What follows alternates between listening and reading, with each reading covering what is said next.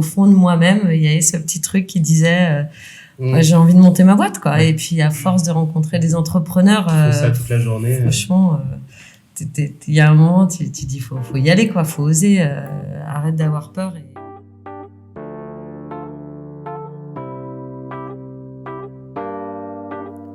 Bienvenue pour la 4e des Aspirants. Les Aspirants est le podcast curieux de l'entrepreneuriat lyonnais.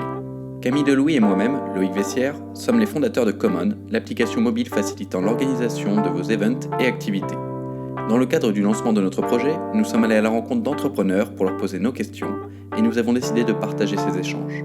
Conseils, expériences, bonnes pratiques, nous espérons que cela vous permettra de découvrir l'envers du décor et de répondre à vos questions si vous souhaitez vous lancer aujourd'hui ou demain. Nous vous donnons rendez-vous chaque mois pour découvrir un nouveau parcours de vie.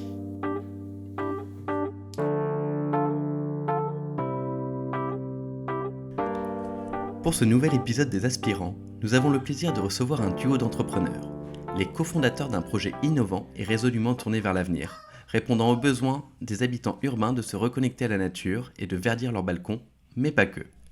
D'un côté, nous avons elle. Passée par la corporate finance, elle a été chargée de la transformation numérique du LCL pour la partie B2B, avant de diriger le H7, lieu emblématique de l'entrepreneuriat et de la French Tech à Lyon.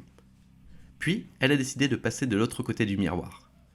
De l'autre, nous avons lui, ingénieur agronome spécialisé en agriculture urbaine et maraîchère. Après diverses expériences dans le conseil, l'étude et dans la création de projets agricoles, il décide aussi que sa voie passera par l'entrepreneuriat.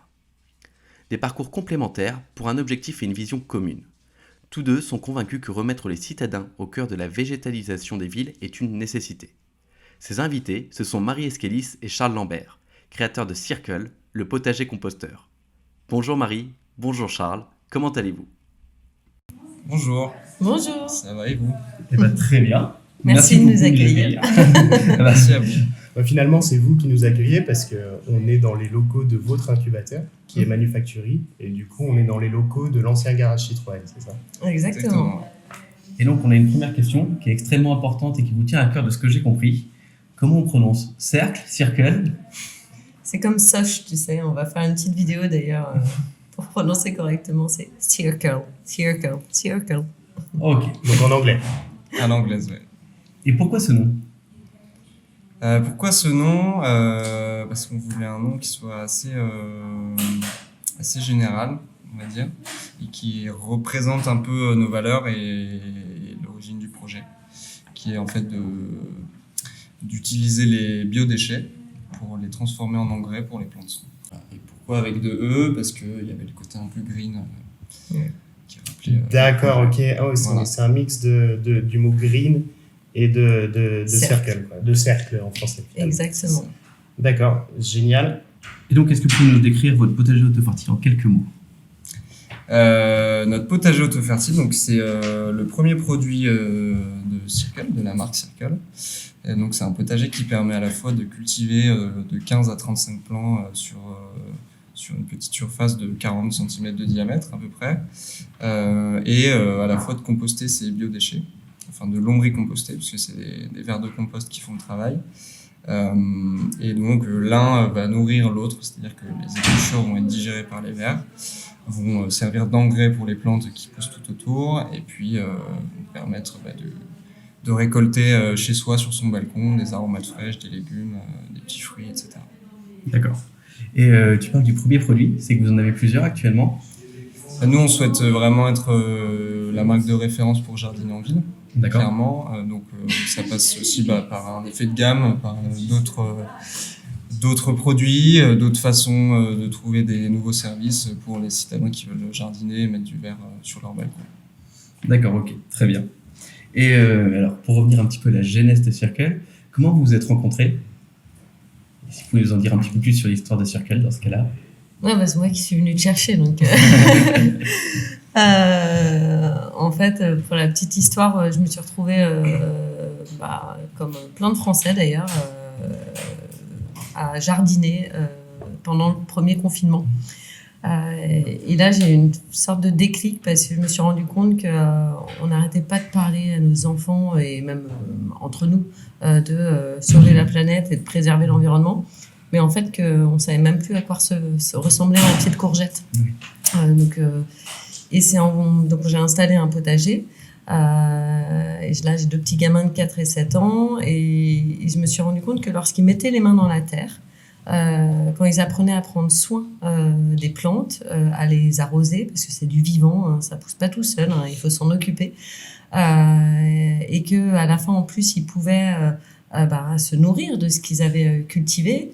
Et ben là, ils comprenaient en fait l'enjeu de préserver la planète. Et donc, c'est pour ça que moi, j'ai cherché un projet qui faisait sens pour moi. Et j'ai contacté plein de porteurs de projets en agriculture urbaine à Lyon. Donc, tout simplement, hein, j'ai pris mon petit LinkedIn et mon petit Google, j'ai tapé les mots-clés agriculture urbaine, ferme urbaine, etc. Et tu vois, t'es assez bon en marketing parce que finalement, je suis tombée assez rapidement sur Verticulteur. Donc, je suis partie. Qui est l'ancien nom de Circle. Ouais. Qui vient de ce cercle vertueux aussi ou... Qui vient de la culture verticale, ouais, c'est un peu ça. C'était pas pour ça qu'on a changé. D'accord. Okay. C'était bien franco-français, quoi, on va dire comme nous. Donc, voilà, mais ouais, c'est vrai. Du coup, Marie m'a contacté sur LinkedIn et puis voilà, on s'est rencontrés au site que moi j'avais monté, qui était en fait un showroom un peu à ciel ouvert. Ok. Le premier proto. Et voilà, et donc au début, l'idée c'était plus que moi je lui présente un peu mes objectifs, que je lui parle un peu de mon projet, qu'elle me fasse ses retours. Tu dis un showroom à ciel ouvert, ça veut dire quoi? Vous aviez des plantations déjà, enfin le projet c'est du coup ce potager. Tu avais déjà des prototypes à ciel ouvert, ouais, c'est ça? Ça, dans exactement. Une serre ou... Non, vraiment dans un parc qui s'appelle La Rayonne, qui est Okay. à Villeurbanne, qui est une occupation temporaire. Parce qu'en fait, l'agriculture urbaine, elle est souvent cantonnée à du foncier en ville, mais qui est de l'occupation temporaire. On remarque ça partout, en fait. Enfin bref. Mais en fait, l'idée, c'était que quand j'ai construit les premiers protos, je me suis dit, il faut absolument que je trouve un terrain rapidement pour montrer ce que je fais. Okay. Et puis pour tester aussi. Et donc, l'association, le CCO, m'a mis à disposition un terrain dans un parc. Et voilà. Et donc, c'est là que j'ai accueilli mes premiers clients, que je faisais des ateliers avec des citadins. Okay. Que je faisais des récoltes aussi. Et ça fait combien de temps que tu as démarré ce projet? Et ça fait depuis septembre 2019. D'accord. Voilà. Septembre 2019, et du coup, tu disais, tu accueillais tes clients, tu avais déjà vendu c'était à l'étape proto, voilà, c'est ça? Exactement, ouais. Tu avais vendu des protos et tu faisais tester ouais. à les personnes? Exactement, je faisais tester, enfin je les vendais, donc après je vendais à la fois le proto, puis après un abonnement d'entretien, de maintenance, d'animation. D'accord. Voilà. Mais parce que c'était plus dans le showroom quand ils les achetaient. Non, les achetaient je les installais directement au pied d'immeubles. C'était souvent des bailleurs sociaux, des entreprises ou des associations ou des lieux événementiels. Mais voilà. Mais j'étais un peu arrivé au moment où Marie est venue me rencontrer. J'étais un peu arrivé au bout de ce modèle-là. Okay. Et je savais qu'il y avait un peu un plafond de verre au-dessus et que si voilà. J'avais des bons retours sur le concept en soi, mais je savais que tout seul, en fait, j'avais pas les compétences pour aller chercher du réseau dans un incubateur, etc. Donc c'est là que Marie est la personne clé qui est arrivée. Exactement. Toi. Ouais. Et toi, Marie, comment ça se fait que justement tu aies pris ce choix de passer de l'autre côté du miroir, l'arroseur arrosé, comme tu dis? Je pense que j'ai toujours eu ça en moi. Déjà, je suis fille d'entrepreneur. Je suis issue d'une famille de 6 enfants aussi, où sur 6, il y en a 3 qui sont entrepreneurs. Et en fait, si je regarde un petit peu en arrière, j'ai 7 années en banque, hein, comme tu l'as dit, en finance d'entreprise. Et très rapidement, quand ils m'ont confié la transformation numérique sur le marché du B2B, du LCL, en fait, c'était de l'intrapreneuriat déjà, parce que c'était une direction qui n'existait pas. Ils venaient de lancer le plan de transformation de la banque. Ils avaient investi des sommes colossales pour digitaliser la banque de demain. Et moi, ils ont fait appel à moi à ce moment-là. Pourquoi? Parce que je connaissais très très bien les clients et que en fait, toute digitalisation, elle passe par la connaissance du client. Et comme tout projet d'entrepreneuriat d'ailleurs, et parce que j'étais passionnée par les nouvelles technologies. Donc c'est les deux raisons. Donc ça a été un premier projet que je considère comme un projet d'entrepreneuriat. Ensuite, quand j'ai pris la direction de H7, si tu y réfléchis bien, en fait, on est parti franchement from scratch. Ils m'ont recrutée non pas en tant que directrice, mais en tant que directrice de la préfiguration du lieu. Donc vraiment, comment créer ce lieu. D'accord. C'était avant la création, du coup. C'était avant la création, ouais, tout à fait. Enfin, il y avait le lieu qui était là, l'architecture, etc. Mais mon rôle, c'était de développer les partenariats, d'aller sourcer les startups, de monter l'équipe, d'avoir la vision stratégique aussi sur notre modèle économique, etc. D'aller sourcer des experts, des helpers, etc. Donc finalement, c'était aussi un projet, en tout cas de création, sauf que là, j'étais pas associée. J'étais salariée et comme je suis quelqu'un d'extrêmement libre, je crois que j'ai adoré monter ce projet, hein. Franchement, c'était un projet vraiment top. Puis quand on voit le lieu, franchement, c'est stylé.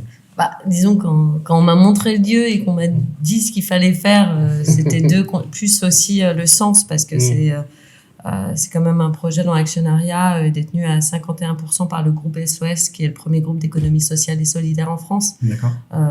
Et en Europe d'ailleurs. Et donc finalement, il y avait ces trois dimensions, à la fois la dimension donc physique d'un magnifique produit qui était là.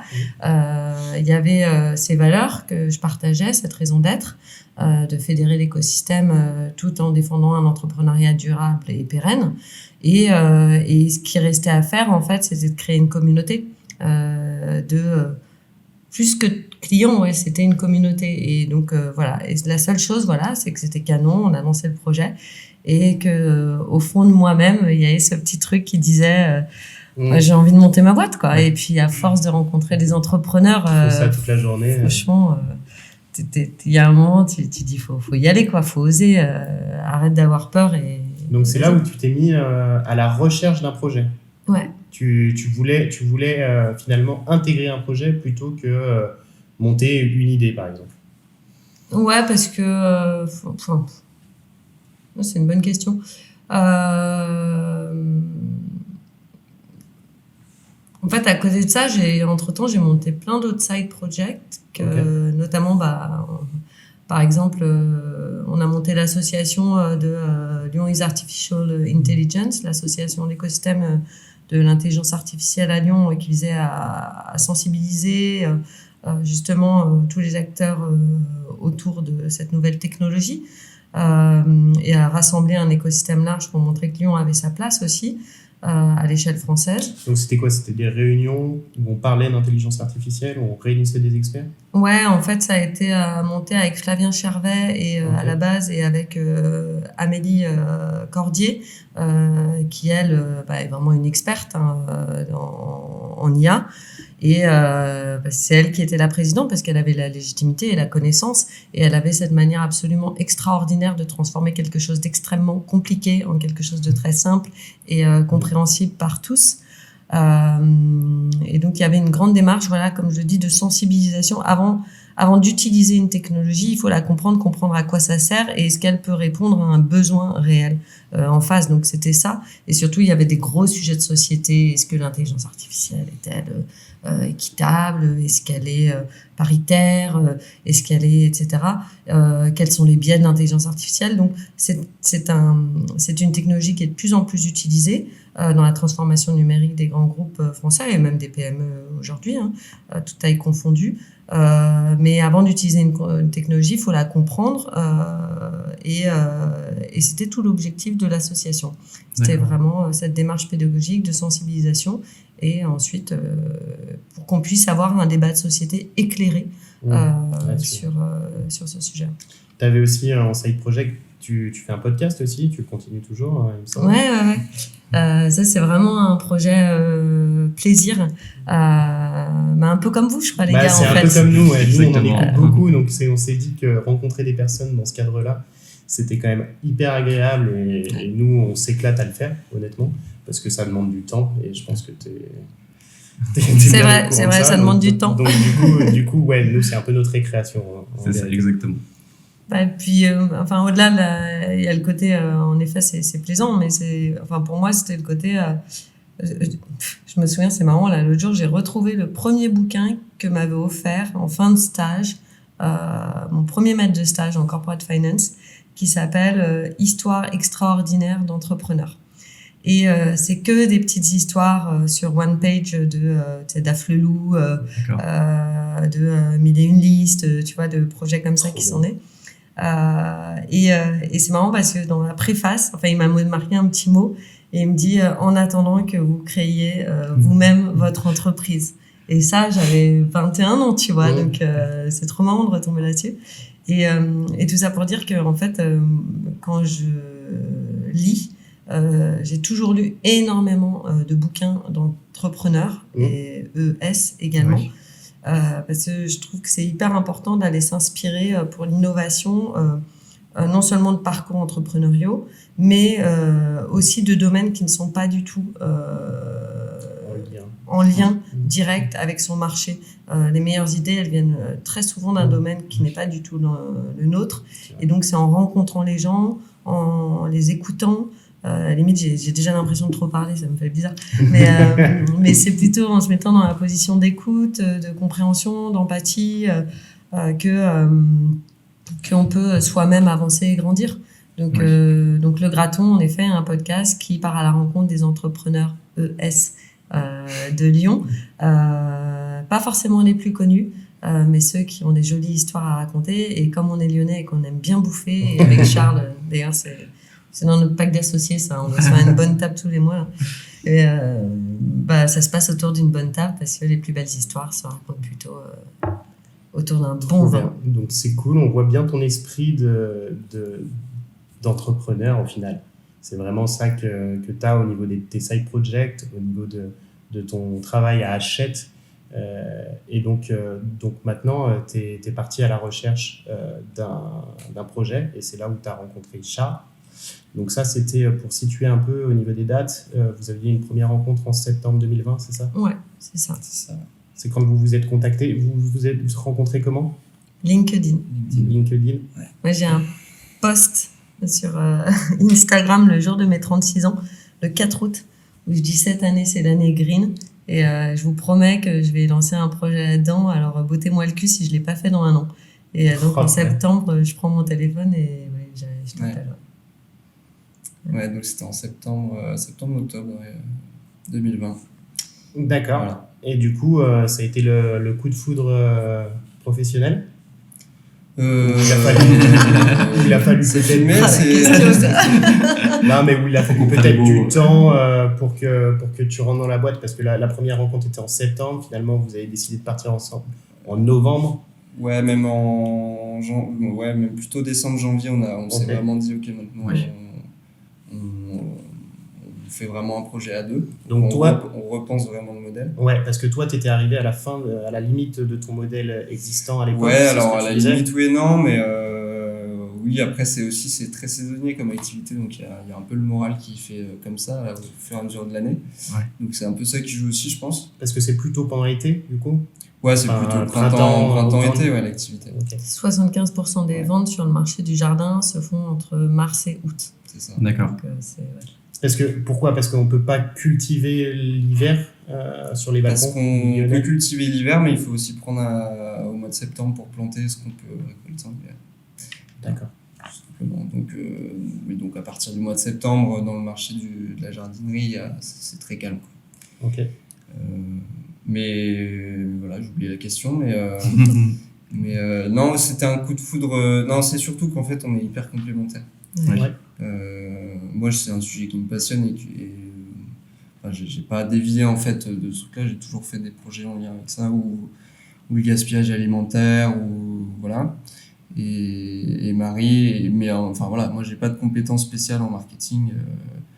À l'école d'ingé, on nous apprend pas spécialement à être un entrepreneur. Tu sais très bien vendre. Ouais, j'ai appris parce que quand t'es tout seul, t'es obligé en fait. Et ça forge aussi, c'est ça qui est bien. Complètement, t'es obligé d'y aller, quoi. Mais pour aller plus loin, en fait, j'avais besoin des compétences que Maria sur la sur le marketing. Donc toi, on rappelle, tu es ingénieur agronome, donc tu étais sur la partie technique, sur la partie développement du produit, du proto. C'est ça. D'accord. Et du coup, Marie, toi, tu étais plus sur la partie, on va dire, stratégique finalement. La stratégie, on La la stratégie, partage vous la complètement. faites à deux, ouais. En fait, ce qui est marrant, c'est qu'on commence à bosser ensemble donc en décembre. Là, je crois que nos familles, elles nous ont pas vus pendant les vacances de Noël. Je m'en souviens, on a bossé comme des dingues à ce moment-là. Ouais. Et on se revoit en janvier. Et là, la première chose qu'on fait, c'est commencer à travailler sur notre pacte d'association, Ouais, c'est ce que tu disais. qui est la première étape avant le pacte d'associés. Et donc, parce qu'on se connaissait pas. Oui.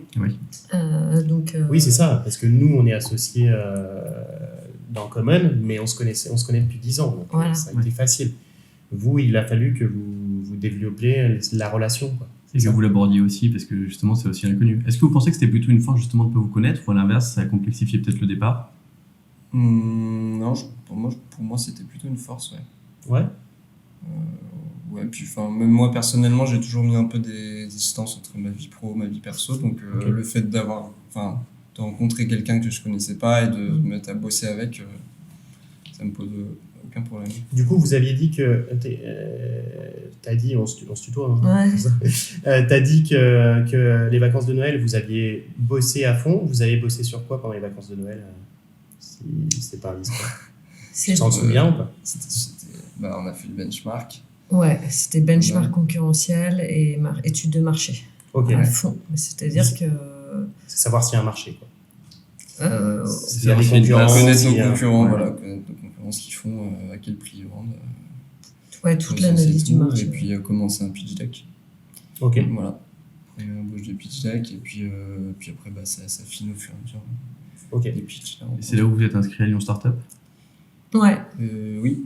ouais. Vous avez commencé à vouloir éprouver l'idée. Lyon Startup, c'était quel objectif pour vous en y allant? Premier prix. C'était. Non, c'était. Le pire, c'est que tu le penses. En fait. Ouais, mais- Camille comme ça. Oui, non, mais c'était de pitcher, quoi. Enfin, c'était de se challenger, ouais. Bah, et en fait, il y en avait plusieurs, je crois. Un, c'est que, on vient de le dire d'ailleurs, on se connaissait pas. Oui. Donc, apprendre à se Ouais, c'est connaître, mais en étant dans une structure d'accompagnement, parce que selon moi, le programme Lyon Startup, il est tellement exemplaire dans son organisation et dans sa mise en œuvre, qui fait vraiment office d'incubation. Donc vraiment, ouais, il y avait cette Ouais. logique d'apprendre à nous connaître au cœur même d'un incubateur. La deuxième, c'était d'avoir des points d'étape. Et leur programme, il est tellement bien foutu, franchement, je suis bluffée par le boulot qu'ils ont fait, hein. Que vraiment, ça nous challengeait à chaque fois. Bon, là, c'est bon, tu as bien fait ton analyse de marché. Et puis, tu dois présenter des résultats. Donc, tu es contraint d'avancer, en fait. Et tu n'as pas le choix de rester chez toi en mode, là, c'est bon, tout va bien se passer. Et donc, ouais, c'était vraiment cette logique de point d'étape et d'avoir des avancées concrètes et qu'on puisse challenger en permanence notre modèle parce qu'on était sûr de rien. Voilà. Et il y avait la troisième chose, c'était de ne pas être tout seul, d'être avec d'autres entrepreneurs. Et franchement, pareil, hein, honnêtement, l'écosystème de Lyon Startup, encore Ouais. aujourd'hui, hein, alors c'est terminé, on continue à s'envoyer Des messages. des messages, à se demander nos avis. Donc ça, c'est top. Et ouais, mais dans une moindre mesure, à avoir de la visibilité. Mais franchement, c'était pas vraiment le sujet. Non, Quoi. c'était pas le sujet. Et puis c'était aussi de se former à des sujets qu'on maîtrisait pas forcément ni l'un ni l'autre. Oui, c'est vrai. Ouais. On a rencontré des experts. Mais en tout cas, ouais, c'était vraiment super. Et Du pour coup- rappel, vous êtes arrivé à la 4e place, enfin non pas à la 4e place, à la place d'honneur, ce qui est encore, Place d'honneur. Ouais. c'est encore plus valorisant. C'est que c'est en 4e sur la photo, en fait. Oui, c'est pour ça, c'est pour ça que j'ai donné comme ça, mais On gentil. est le coup de cœur de la marraine. c'est ça. Et pour nous, ouais, c'est peut-être C'est même plus important pour nous Bah, bien sûr. qu'un prix autre. Parce que c'est la présidente de Messelec, qui est une entreprise qui fait des matériaux composites, notamment du plastique biosourcé. Et nous, on a vraiment pour ADN de faire des produits éco-conçus, qui fonctionnent de façon écologique, mais qui soient aussi conçus de façon écologique. Donc voilà, c'est super de pouvoir être accompagné par Messelec, par Bénédicte Durand, du coup. Et du coup, par Messelec, Ouais. et qui va peut-être un jour déboucher sur un partenariat potentiellement. Ça, on ne sait pas encore, et on espère, et on voit bien qu'on arrive déjà à bien travailler ensemble. Déjà, son bureau d'études nous a énormément aidé, parce que on n'y connaissait rien. La fabrication d'un produit sur CD fabricants, faire les prototypes en 3D, ça, c'est des choses que Charles comme moi, on maîtrisait pas du tout. Et rien que le fait qu'il y ait le bureau d'études qui nous aide à travailler sur notre produit, c'était top. Et derrière, en fait, au-delà du groupe Messelac, Bénédicte Durand, c'est vraiment une femme admirable, c'est une entrepreneure chevronnée qui nous conseille, on dîne avec elle de temps en temps, elle nous challenge.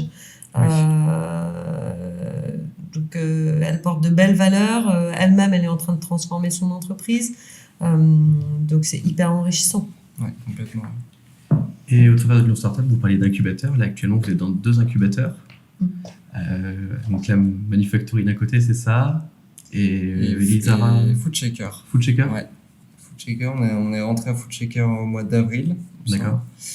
Et là, du coup, on va chercher plutôt à Foodshaker un accompagnement, forcément pour la stratégie, etc., pour avoir des retours, mais surtout des experts en agronomie. Oui. Et du coup, dans le secteur de l'agroalimentaire ou de l'agriculture au sens large.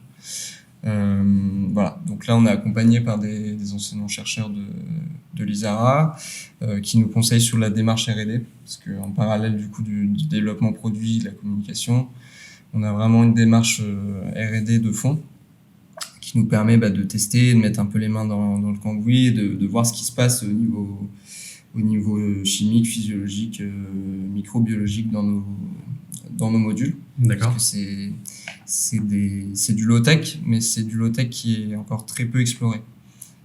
Donc on a tout un pan de recherche ou de choses à découvrir devant nous. Mais il faut les méthodes, il faut les protocoles, il faut se remettre en question, et puis il faut aussi caler. Donc c'est ce que Foodshaker vous apporte, ça. Ça nous apporte pas mal, ouais, beaucoup. Et puis après on a aussi Jérôme Zlatov qui nous accompagne sur le côté entreprise. Ouais, tout à fait. Et puis on distribue quand même un produit, donc là on est vraiment, comme tu le disais à juste titre, sur le marché de l'agroalimentaire, de la fourche à la fourchette. Donc il y a tout un réseau d'acteurs, que ça parte du semencier jusqu'au distributeur classique, un GSB, grande surface, ou des jardineries, etc. Et ça, eux, ils fédèrent cet écosystème-là. Et on n'est qu'avec des entrepreneurs dans notre domaine d'activité. Oui. Et donc c'est ça la différence avec Manufactory, où Manufactory, on va complètement s'enrichir, comme je le disais tout à l'heure. L'innovation, elle vient très souvent d'un autre domaine, mais en revanche, dans les entrepreneurs de Foodshaker, ils ont très souvent été confrontés vraiment exactement à la même problématique, la réglementation des plantes, des choses comme ça, que seuls eux peuvent connaître. Oui. Donc ce double accompagnement, il est vraiment top. Et Florian, qui est notre deuxième coach, qui nous accompagne de par sa connaissance des végétaux. Alors là, je laisse Charles parler parce que moi, je connais absolument rien. Non, donc Florian Sellette, qui est enseignant-chercheur à l'ISARA et qui nous accompagne aussi avec Baptiste Grard, qui est lui doctorant, qui coordonne un projet européen pour l'ISARA et qui est donc doctorant. Il est spécialisé en système de culture en ville. Donc voilà. Donc, c'est vraiment un spécialiste de l'agriculture urbaine.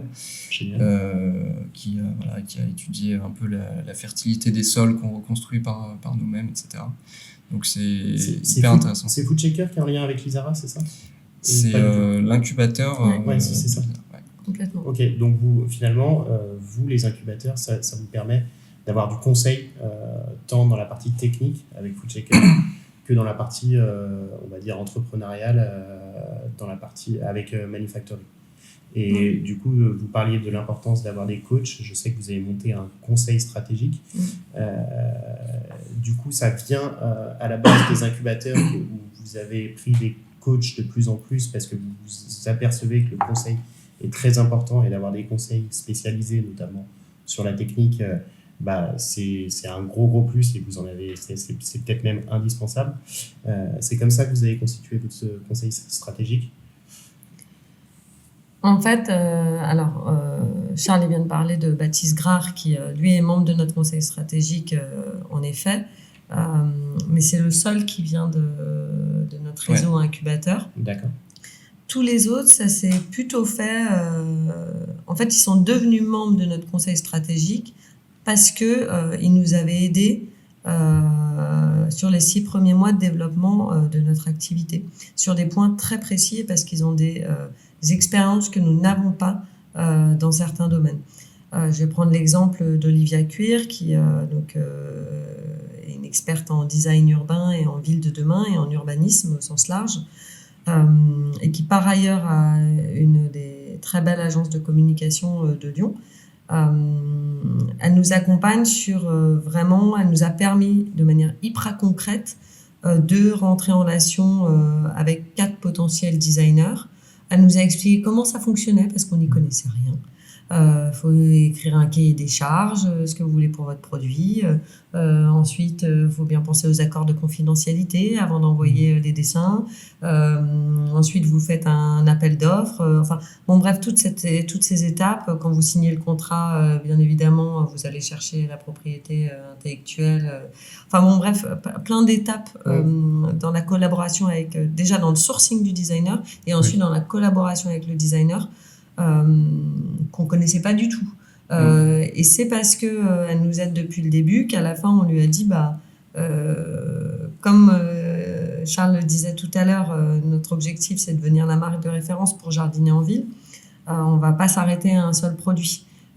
Et donc son expérience, son expertise et surtout le fait qu'elle soit au contact en permanence du monde du design va nous permettre d'avancer sur ce domaine-là, sur une expertise qu'on n'a pas. Donc notre conviction avec Charles, c'est dans notre conseil stratégique, on met des personnes qui ont une expérience que nous n'avons pas et qui vont vraiment nous aider. C'est la même chose pour Laurent de la Clergerie. Ni Charles ni moi ne sommes experts ni en logistique, alors que c'est vraiment un des enjeux de notre modèle économique, et ni en e-commerce. Avec le groupe LDLC, ils sont quand même leaders du matériel informatique. Ils ont ces expertises-là et Laurent a la gentillesse de nous challenger. Voilà. Tout ça, ça s'est plutôt fait en rendez-vous one-to-one au démarrage. D'accord. Et puis, comme on a vu que leur retour nous était précieux, on leur a demandé s'ils acceptaient d'être membres de notre conseil. D'accord. Super. C'était des gens que vous connaissiez dans votre réseau avant ou c'était des rencontres au fil de au fil du projet? Pas tous. Ok. Ouais. Emmanuel, par exemple. Emmanuel Moni, on l'a rencontré par un contact de Marie, je crois. Mais voilà. Mais donc il a eu la gentillesse aussi de passage sur Lyon de prendre 2 heures avec nous pour qu'on lui présente le projet et voilà. Donc lui il est directeur chez Terre Idéal qui est le leader français voire européen de l'aménagement paysager. Okay. Voilà, et donc il a créé tout un tas d'événements, il a créé le salon Paysalia, voilà, c'est vraiment un précurseur sur le milieu du paysage et du végétal en ville en tout cas. Et donc voilà, donc il est vraiment de très bons conseils sur comment vendre nos produits, comment faire en sorte que ça soit pas juste une jardinière mais que le concept soit innovant, etc. Voilà, donc ça c'est hyper enrichissant. Ouais. Et vous parlez de modèle économique, tu parles de vendre les produits et vous avez même réussi à vendre sans avoir de produits pour l'instant, c'est ça? Vous êtes passé par le crowdfunding pour une partie du financement? Vas-y. Alors, c'est pas vrai qu'on n'avait pas de produit, mais on n'avait pas de produit fini. Oui, parce que vous avez des protos finalement depuis très longtemps. Oui. C'est ça? Ouais, alors ce qu'a pas dit Charles, c'est que les premiers prototypes qu'il a développés avec les verticulteurs, c'était des gros fûts. Ouais, D'accord. c'était des fûts agroalimentaires. D'accord. Qui servent à transporter des fruits secs, de la charcuterie, tout un tas de choses. Et qui, une fois qu'ils sont ouverts, sortent de la norme sanitaire, donc ils sont envoyés en déchetterie la plupart du temps. Voilà, donc c'était déjà l'idée de récupérer un matériau et de le détourner de la déchetterie. Bref, et donc ensuite on a créé des prototypes encore à la main, toujours avec cette idée de recycler. Donc on avait déjà beaucoup de matière, beaucoup de prototypes faits main avant de lancer la campagne. Vous avez aussi co-développé avec certaines personnes qui ont mis vos prototypes sur leur balcon. C'est ça. Ça vous a servi à quoi c'est le fait d'avoir des retours, des feedbacks sur le produit, ça vous a permis de modifier certaines choses sur le produit, ouais. De valider peut-être certaines choses. Comment ça s'est fait la collaboration entre les personnes qui ont eu ces prototypes sur votre balcon? Comment vous les avez trouvés? Et c'est la base de notre ADN. En fait, on développe un produit pour le citadin. Donc, dès lors, on a vraiment pour principe de co-construire tous nos produits avec notre communauté pour faire en sorte qu'ils répondent au mieux à leurs besoins et à leurs usages et à leurs attentes.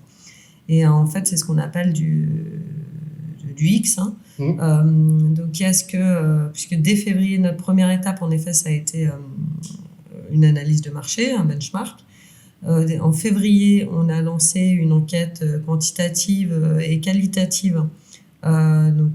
Quantitative sur les réseaux via un formulaire Typeform pour voir si ce qu'on allait proposer intéressait. Et qualitative en allant dans la rue, en montrant nos produits, en disant est-ce que ça vous plaît, etc. Et là, avec plutôt des questions ouvertes.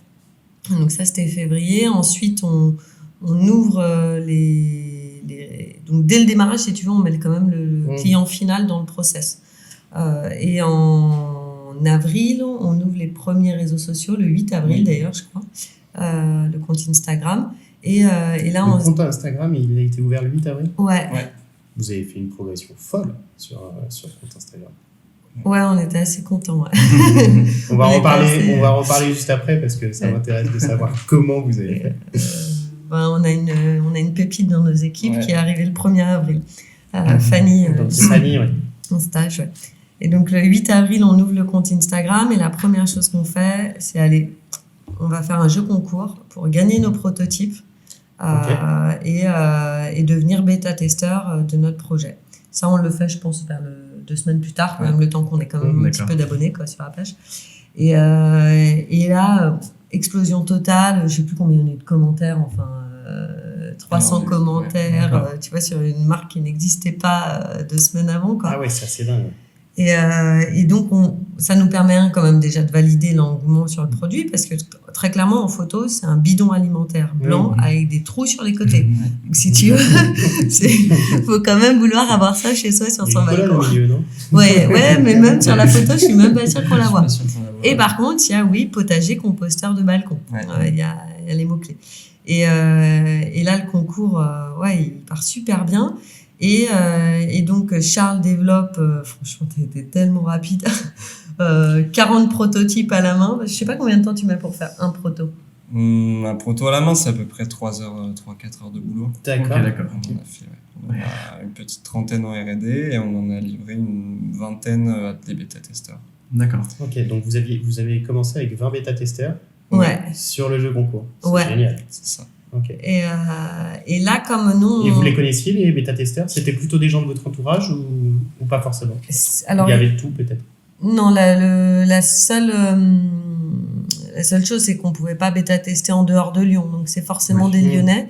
Ouais. Et en fait, on rappelle qu'il y avait le Covid aussi. Ouais, en plus, il y avait le Covid.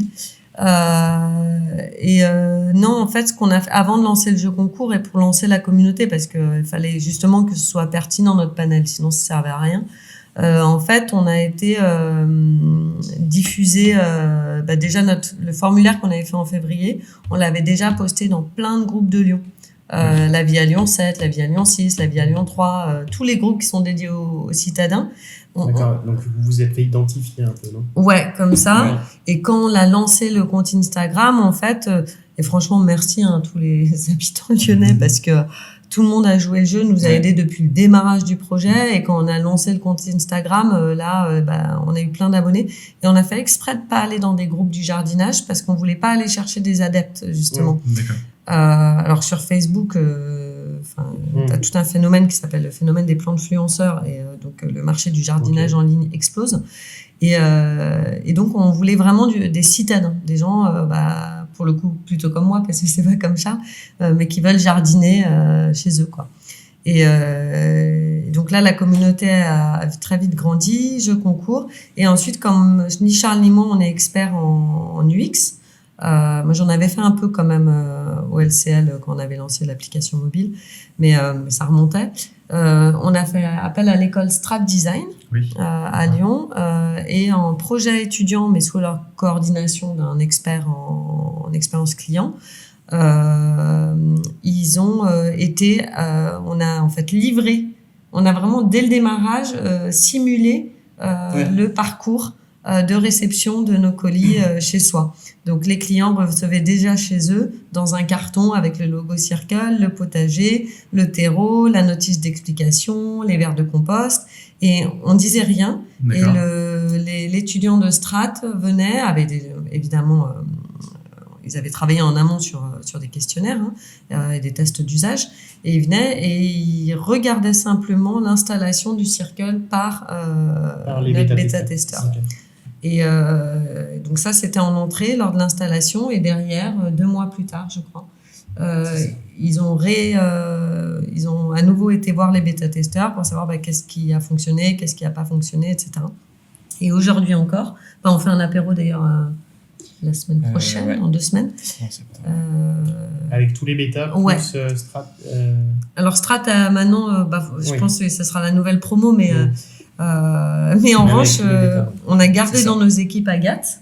Parce que Strat, les étudiants n'avaient pas eu le temps de finir en fin d'études, et Agathe, elle est venue chez nous en stage finalement pendant tout l'été pour poursuivre les tests, et voilà, trop chouette. Trop bien.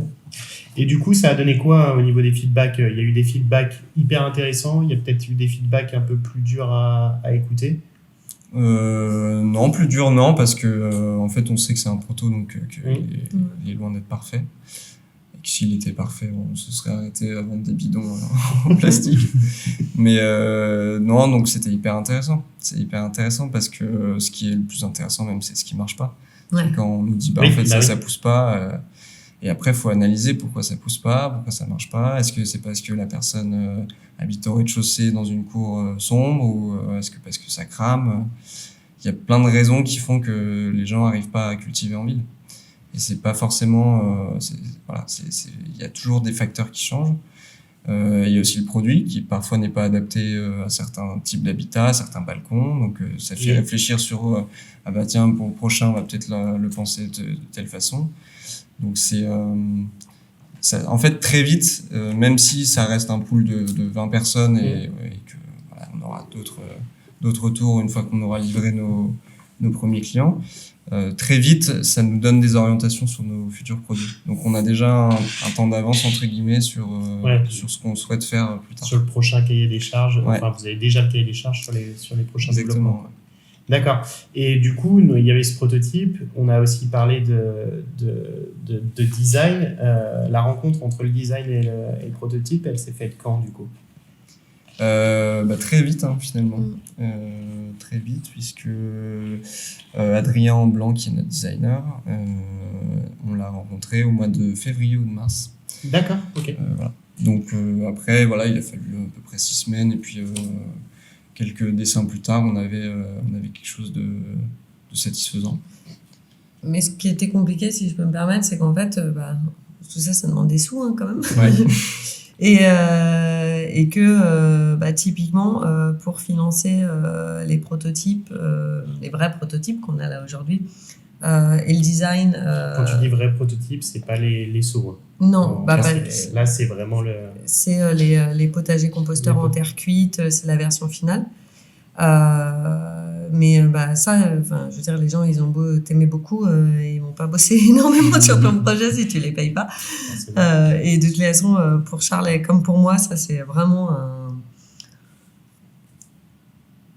tout travail mérite salaire, comme on dit, mais c'est surtout toute valeur créée. C'est... si vous voulez nous aider gratuitement, vous êtes toujours les bienvenus. Mais voilà, c'était important. Et typiquement, ce qui nous finance le design et les prototypes, c'est la bourse French Tech. D'accord. Et donc, autant on a eu les premiers dessins, parce que ça, on pouvait se le permettre sur nos fonds propres. On a avancé. Est-ce que vous avez investi en janvier quand vous avez créé la société? Vous l'avez Non, on pas l'a créé en mai. En mai. Ouais. Vous avez mis des billes dedans et ça veut dire qu'avant, vous avez financé sur vos fonds propres? Bon, on n'a surtout rien dépensé du tout avant. Ouais, on a On Ok. s'est débrouillé. Ouais. Franchement, on n'a rien dépensé avant. Ok. Non, mais voilà, après, on a eu des prestataires hyper compréhensifs et hyper cool. Donc voilà, c'est sûr que c'est toujours un jeu de quand est-ce que je vais avoir la subvention pour démarrer. C'est ça. Bien sûr. Donc vous avez fait la bourse French Tech et Startup Go. Ouais, tout à Oui. fait. Vous avez obtenu les deux. Oui. Ok. Et qui vous ont permis de se financer. Donc ce qu'on disait, c'était le design. Et ça vous avait financé quoi d'autre? Alors, Startup Go, c'était vraiment pour toute l'étude de marché. Ok. D'accord. Donc, c'est vraiment des tests d'acquisition online via des campagnes de mailing et puis la mise en place de toute la stratégie du crowdfunding qui nous permettait de tester qu'on avait notre marché. Donc là, on est passé par une société qui s'appelle Social Desk et qui sont top là. Benjamin et Daniela ouais, parce que en fait, mais ça on n'y connaissait rien non plus en crowdfunding, franchement. On a été hyper bien accompagnés, non seulement par Adrien Millot de la plateforme KissKissBankBank, franchement, mais aussi par Social Desk pour lancer une campagne de crowdfunding. Si t'as pas une base mail, ça sert à rien en fait. D'accord. Donc, ça sert à rien. Ça fonctionne mieux en tout cas. Voilà. Ouais. Donc l'idée, c'est que tu aies déjà du lead, Oui. donc des gens qui sont sensibles, etc. Et que le jour J, lors du lancement du crowdfunding, tu le convertisses en client, ton lead. Mais pour capter du lead, tu es obligé, surtout quand tu n'as pas de produit, de faire du marketing digital et donc du lead acquisition, ce qu'on appelle, donc via des campagnes de pub sur Facebook. Oui. Ah, vous avez commencé tôt, ça? Pas assez tôt. On aurait aimé commencer plus tôt parce que très clairement, on a choisi Social Desk, on avait plusieurs prestataires potentiels dans le pipe et il y en a un qui nous a dit non mais vous n'y arriverez jamais. L'objectif c'était d'avoir, c'était vraiment hyper ambitieux, mais c'était d'avoir 10 000 mails en 3 mois. On en a eu 7 000. Et en 2 mois, parce que et on ne citera pas, c'est pas l'enjeu, mais c'est aussi de dire que la vie, elle n'est pas toujours toute rose. Mais le premier prestataire avec qui on a commencé à travailler, finalement, au bout d'1 mois, ça l'a pas fait. Donc, on a perdu 1 mois dans la vue. Et 1 mois sur 3 mois pour capter du mail, c'est énorme, en fait. Oui. Pourquoi vous aviez défini ces 3 mois? Parce qu'il fallait avoir, si on voulait, c'était des taux de conversion Ouais, ok. qui nous avaient été recommandés. Donc, si notre objectif, c'était de vendre 100 potagers composteurs, donc c'était déjà sur une base de 10 000 mails, ça nous permettait en fait d'acquérir 100 potagers composteurs. C'était vraiment cette logique de taux de conversion. Et puis il y a l'aspect saison aussi, c'est que les gens n'achètent pas un potager. C'est vrai, ok, c'est ce qui a défini les 3 mois, C'est ça, il faut lancer la campagne. C'est ça, on avait un peu cette deadline de juillet max. Et encore. Et encore. On ça aurait été dû mieux. commencer. Voilà, on dit toujours qu'on s'est rencontrés 2 mois trop tard. Ouais. Donc, si on avait commencé en mai, ça aurait été parfait. Mais voilà. Donc, Après, votre campagne a été un beau succès. Si je dis pas de bêtises, vous êtes arrivé à 249% de l'objectif de base. 239 aujourd'hui. 239 plutôt. 139. D'accord. C'est quand même que ça crée un engouement, ça crée un intérêt et que ça dépasse les ratios que vous aviez anticipés. Ouais. Oui, c'est vrai qu'on est assez content, surtout sur une campagne en plein mois de juillet et août, avec pas de produits encore une fois, enfin, en tout cas des très beaux visuels, mais voilà, c'était un gros taf. Enfin voilà, on a une super vidéo de campagne, donc je pense que ça joue aussi. L'équipe a bossé comme des dingues. Donc ouais, c'est une belle campagne. Ouais. C'est une belle campagne et en tout cas, ça augure de bonnes choses quoi, pour Et la vidéo de campagne, tu parles de l'équipe COP, c'est une équipe en interne qui fait vos vidéos ou c'est vous externalisez aussi On a externalisé ça, ouais. D'accord.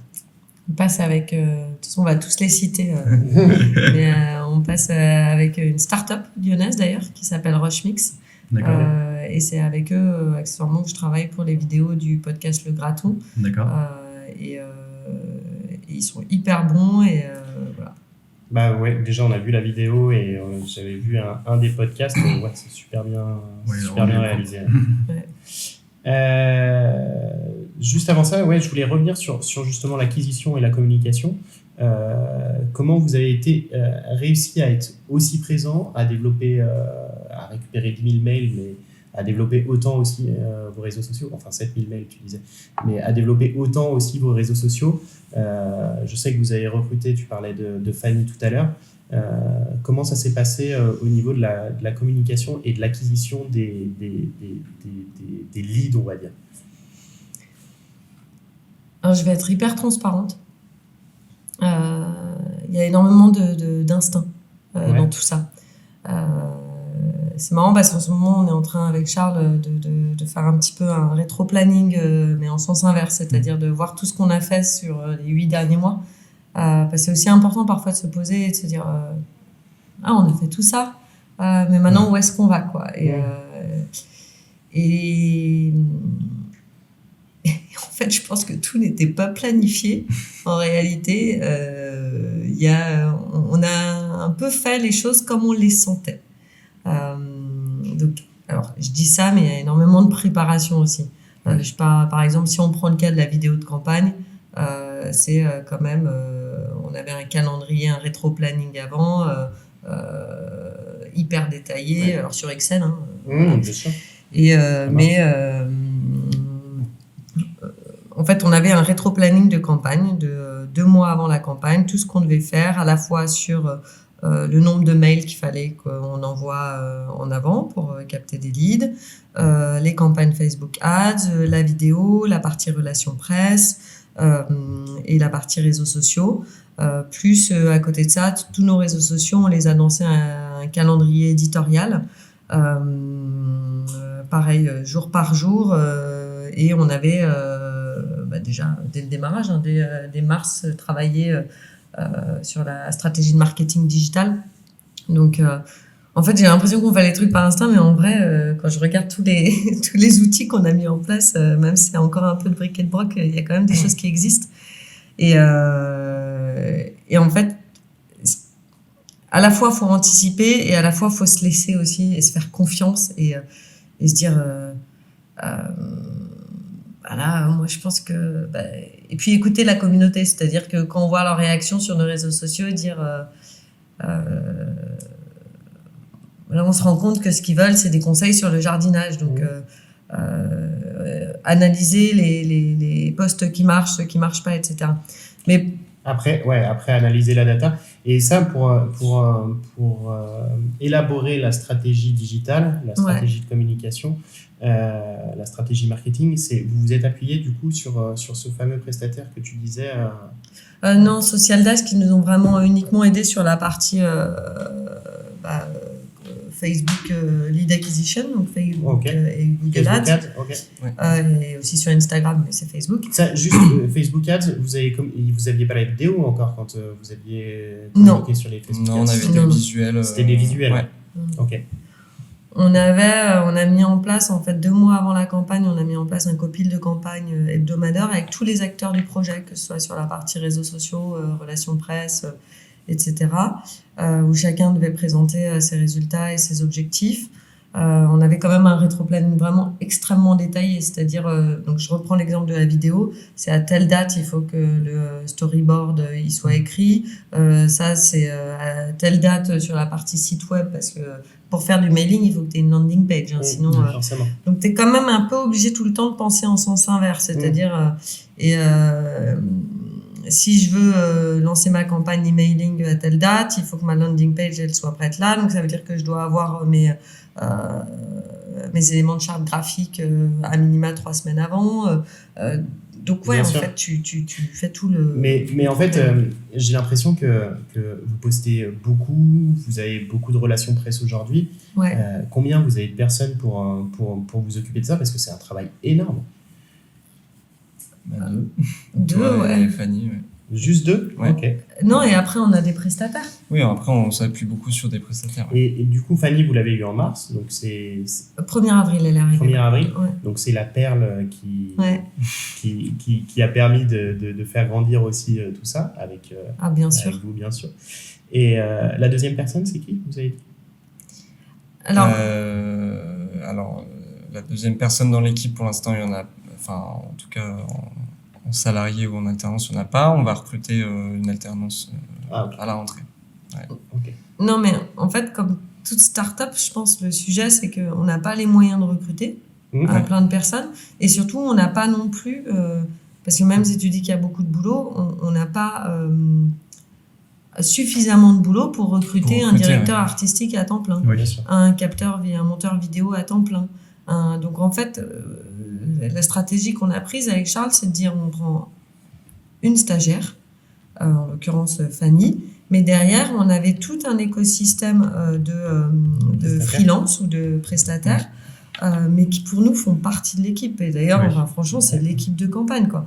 C'est Mathilde Grandy qui nous a énormément aidés, qui a fait l'école LDLC d'ailleurs, D'accord. qui est une experte en stratégie digitale et qui nous a aidé à reformaliser tout ce que je suis en train de te dire sur la stratégie digitale. Ouais. La direction artistique, alors on a mis un binôme, FX Pellissier, avec lequel je travaille depuis des années, qui est plutôt un Parisien citadin, qui donne cette touche plutôt moderne, élégante et vraiment urbaniste à notre identité visuelle. On l'a mis en collaboration avec Ludivine Dorms, qui elle est marseillaise et qui a vraiment cette page dessin nature. Et en fait, c'est la confrontation de leurs deux univers qui fait un potager urbain. Donc c'est ça ce qui était marrant. C'est génial. Sur la partie marketing digital Social Desk, sur le LIDAC, sur le design Adrien Blanc. Je suis sûre que j'en oublie, je suis désolée, excusez-moi.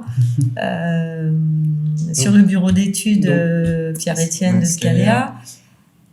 Ouais, donc finalement, c'est un alliage entre de l'interne, vous et Fanny, et vos prestataires freelance qui font partie intégrante du projet finalement.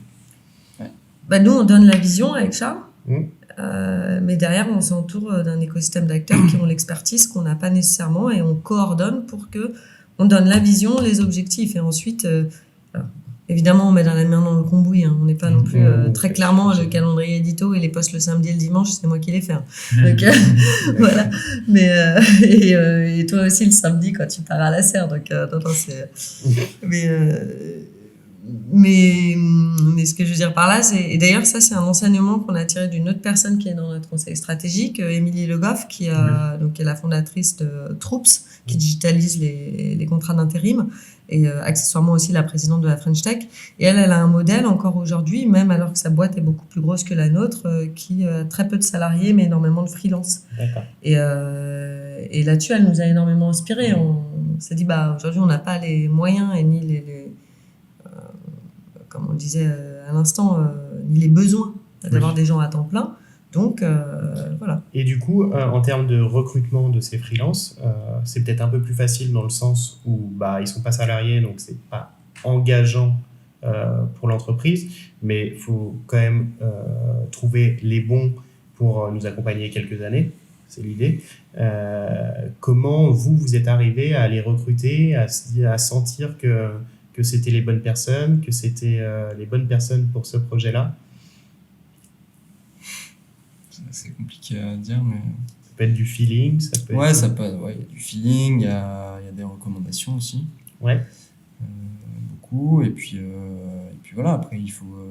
ouais, je pense que c'est surtout ça, surtout du feeling, des recos, et puis après il y a la façon de travailler ensemble. Ouais, on se teste Marie a une grosse capacité à fédérer et à organiser les choses et à mettre en place un plan de bataille en gros. Et donc c'est important que les gens qui sont autour puissent, que les prestataires puissent travailler entre eux, quoi. Donc c'est ça qui rentre en compte aussi. Ouais, mais même là-dessus, on est hyper complémentaires. C'est-à-dire que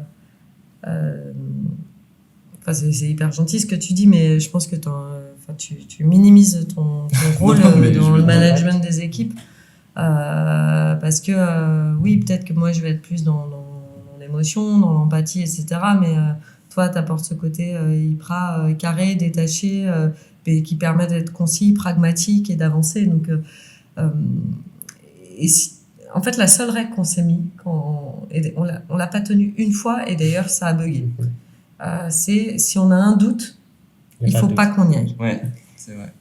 Et franchement, c'est le premier prestataire avec lequel on a travaillé, qui est quelqu'un de très bien. Et je sais que, en termes d'expertise, c'est quelqu'un, donc j'ai pas de. C'est la collaboration qui a pas fonctionné. Mais on a eu un doute dès le démarrage. Et on s'est pas fait confiance. Ouais. Et il faut juste se faire confiance. Donc, si tu as un doute, tu n'y vas pas, parce que même si tu n'as pas de doute, ça peut merder. Donc, au moins. Est-ce que c'est ce qui a permis de consolider ce fait-là, s'il y a un doute, il n'y a pas de doute? Nous, je sais on se le dit souvent, mais on va peut-être. Là, on a un troisième associé qui est arrivé, qu'on a intégré. Pour le coup, on n'avait aucun doute. Mais on ne sait pas si les premiers recrutements, on aura un doute. Peut-être qu'on se dira non, mais c'est nous. Ça se trouve, on doit en passer par là, on doit faire cette erreur. On se rend compte que finalement c'est l'adage est bien réel. C'est là où c'est le rôle du dirigeant. C'est-à-dire que faut que tu. Même si tu es quelqu'un d'hyper sympa, que la personne t'a pas envie de la blesser, que machin, il y a un moment, il faut que tu penses business quand même. Et, c'est ça. Qu'est-ce qui met en risque, ta boîte? Et pour recruter des super stagiaires, le fait d'être dans un incubateur, en fait, c'est tout con, mais nous, Charles et moi, on est souvent par Mont et par Vaux. Et en fait, Fanny, même si elle était toute seule au démarrage, et ce qu'on n'a pas dit, c'est que derrière, on a eu 4 autres stagiaires qui sont passés sur des contrats de 2 mois, okay. Mais qui nous ont hyper bien aidés. Et merci à tous d'ailleurs. Mais c'est que Fanny, même quand on n'est pas là, comme elle est dans un incubateur, il y a d'autres startups, il y a d'autres stagiaires. C'est comme quand, tu vois, elle n'est pas toute seule au moment du déjeuner. Quand elle a des questions, elle peut les poser. Donc, et il y a de la formation, puisque tu as toujours des formations dans les incubateurs. Et quand, par exemple, c'est sur des sujets que j'espère maîtriser un petit peu aujourd'hui, mais l'identité de marque et des choses comme ça, elle peut assister aux formations. Donc oui, c'est ce qu'elle a un peu fait. D'ailleurs, à Lyon Startup aussi, elle suivait des formations en visio. Je propose qu'on pose aussi les questions. On a parlé de ce qui est arrivé jusqu'à maintenant. Quel a été le parcours, l'historique, ce que vous avez fait, le futur? Quelles sont les prochaines grandes décisions, les prochaines grandes sorties? Livrer les clients déjà. Livrer les clients, donc livraison prévue au mois de mars 2022, février-mars. C'est quoi? C'est le temps que la production se fasse? C'est le temps que la production se fasse, ouais. Okay. Le temps que la production se fasse, et puis qu'on boucle la chaîne de valeur, en fait, avec nos prestataires logistiques, où est-ce qu'on va stocker quoi, etc. Et puis, mais d'ici là, il y aura pas mal de boulot, parce qu'il faut qu'on définisse notre budget, qu'est-ce qu'on va développer comme futur produit, où on va, est-ce qu'il faut qu'on lève des fonds, qu'est-ce qu'il faut qu'on recrute. Donc on a beaucoup de sujets stratégiques à aborder avec Marie à la rentrée.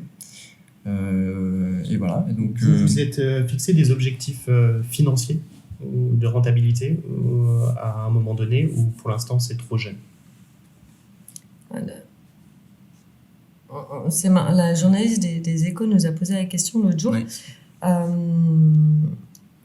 On a des objectifs en termes de chiffre d'affaires.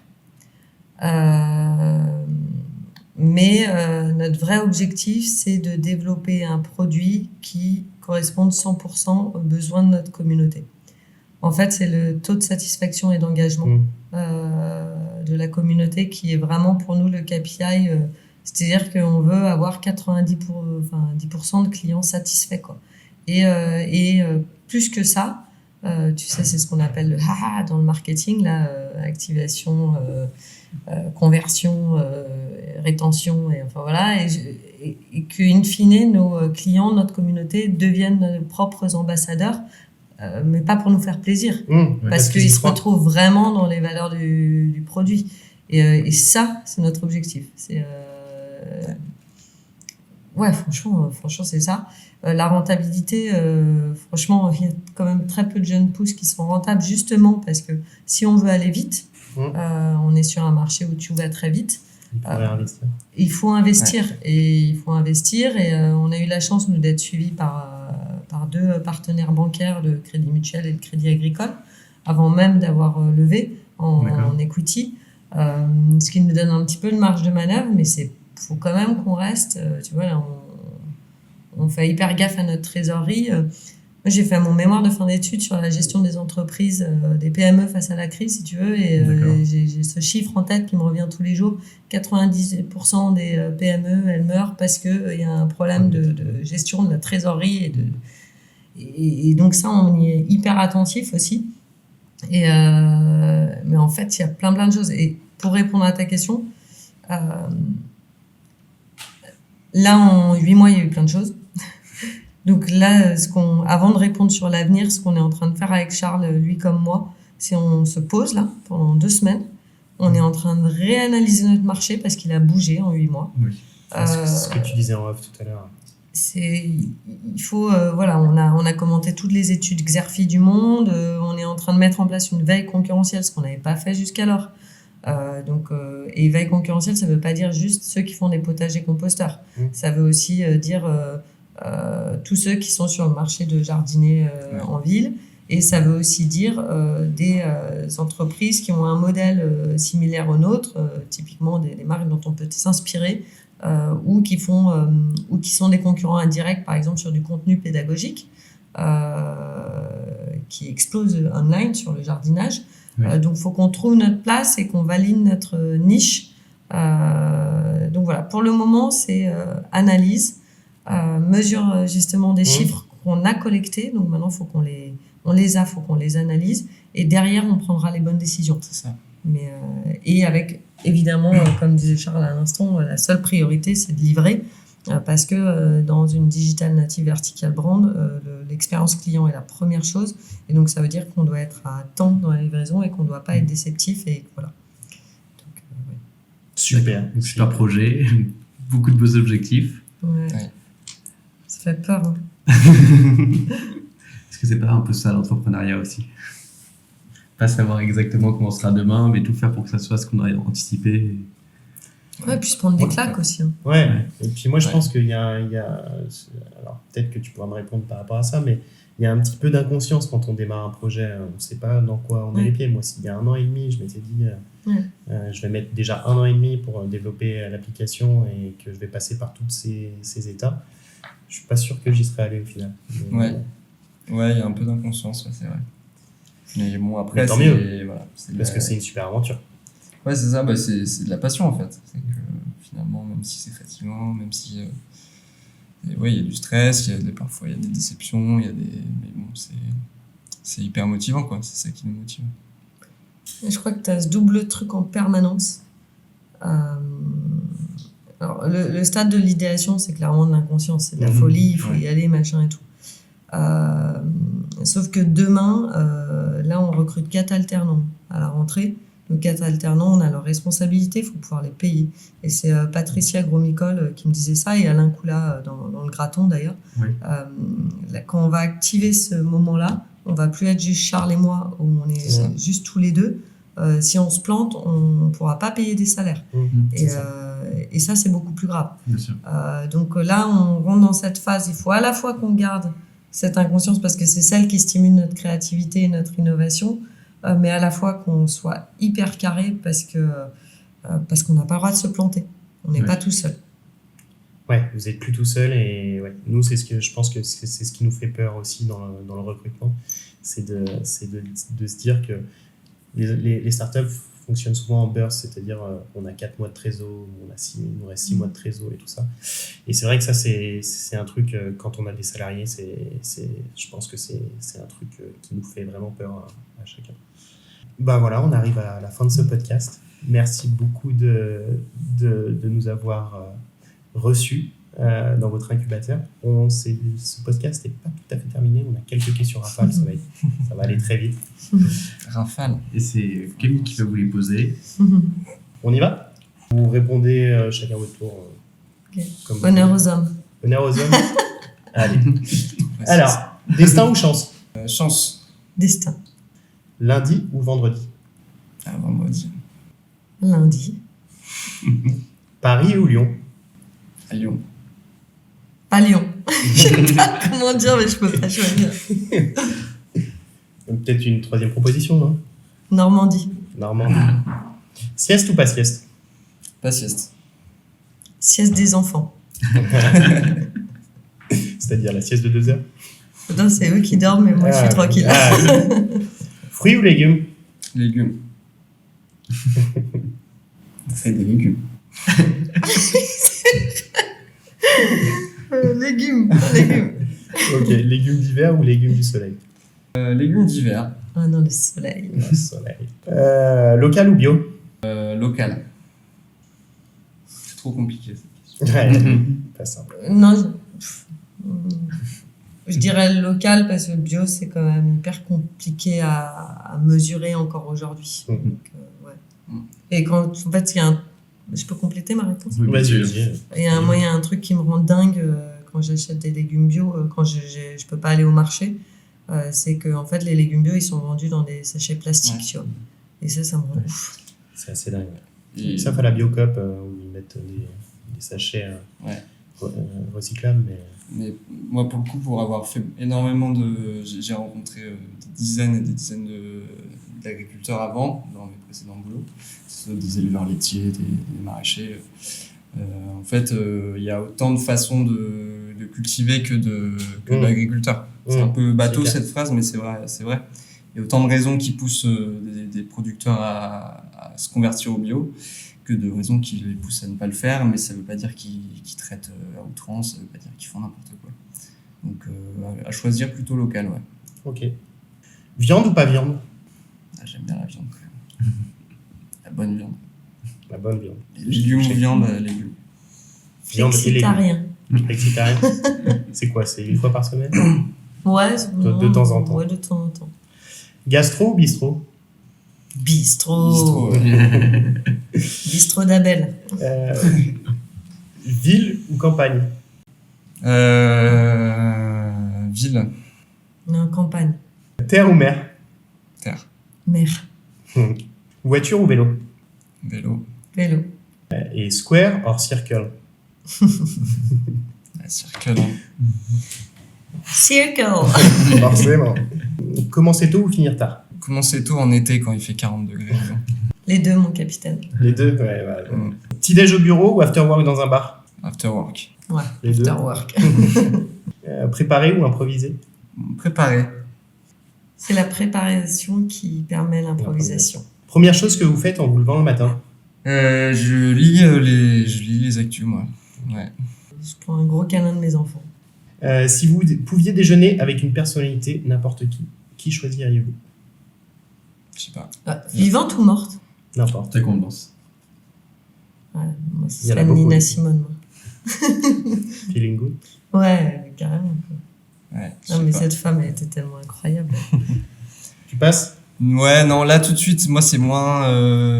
On a essayé de parler à Jérémy Camus D'accord. de la métro de Lyon et au rendez-vous de la Food Tech, mais on n'a pas pu, on l'a raté, donc on espère pouvoir Donc ça serait l'attraper lui. bientôt. En tout ça, en tout cas, il sera flatté d'être au même niveau que Nina Simone. Ouais, voilà.